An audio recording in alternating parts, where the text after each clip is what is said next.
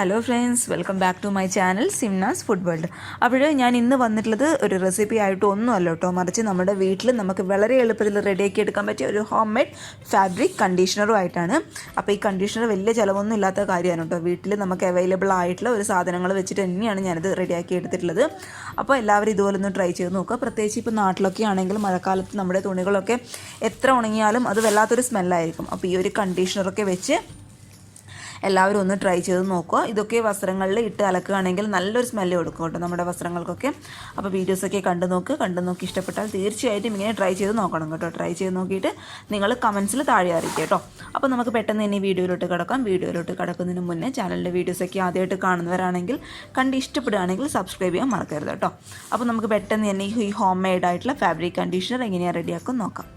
നമ്മുടെ ഈ fabric conditioner റെഡിയാക്കാനായിട്ട് ഇപ്പം ഞാനിവിടെ എടുത്തിട്ടുള്ളത് 2 കപ്പ് നല്ല ചൂടുവെള്ളമാണ് കേട്ടോ. ഒരുപാട് ചൂടില്ല, എന്നാൽ നമുക്ക് കൈയൊക്കെ കുത്താൻ പാകത്തിലുള്ള ഒരു ചൂടുവെള്ളം 2 കപ്പ് എടുത്തിട്ടുണ്ട്. 2 കപ്പ് എന്ന് പറയുമ്പോൾ കറക്റ്റ് 250 ml 2 കപ്പാണ്. അപ്പോൾ 1/2 കപ്പ് ചൂടുവെള്ളം ഞാനിവിടെ എടുത്തിട്ടുണ്ട്.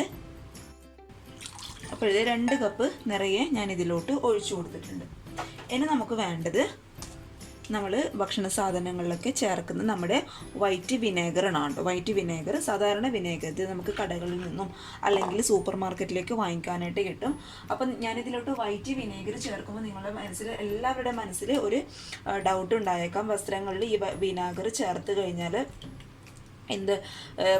വസ്ത്രങ്ങൾ പെട്ടെന്ന് കേടാവത്തില്ലേ? അങ്ങനെയുള്ള പ്രശ്നങ്ങളൊന്നും ഉണ്ടാവില്ല കേട്ടോ. വസ്ത്രങ്ങൾക്ക് നല്ലൊരു എന്തൊരു വെടക്ക് സ്മെല്ലും അല്ലെങ്കിൽ ഒരു വേർപ്പ് നാറ്റൊക്കെ ഉണ്ടെങ്കിൽ ഈ വിനാഗർ പെട്ടെന്ന് അതങ്ങ് വലിച്ചെടുക്കും, നന്നായിട്ട് ക്ലീൻ ആവാനായിട്ട് സഹായിക്കും കേട്ടോ വിനാഗർ. അപ്പോൾ 2 കപ്പ് നമ്മുടെ സാധാരണ ചൂടുവെള്ളത്തിന് 1/2 കപ്പ് വിനാഗറാണ് ഞാനിപ്പോൾ ഇതിലോട്ട് ഒഴിച്ചു കൊടുക്കുന്നത്.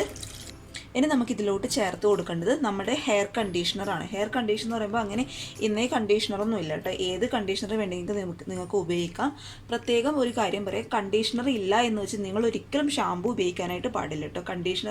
കണ്ടീഷണറാണ് ഇതിന് വേണ്ടത്. കാരണം ഷാമ്പു ഉപയോഗിച്ചാൽ പെട്ടെന്ന് അതങ്ങ് പത വരാനൊക്കെ തുടങ്ങും. പിന്നെ നമ്മുടെ വസ്ത്രങ്ങൾ അറിയാലോ, കണ്ടീഷണർ അവസാന സ്റ്റേജിലാണ് നമ്മൾ വാഷിംഗ് മെഷീനായാലും സാധാരണ ബക്കറ്റിലിട്ട് തുണി അലക്കുന്നതായാലും അവസാന സ്റ്റേജിലാണ് കണ്ടീഷണർ ഇടുക.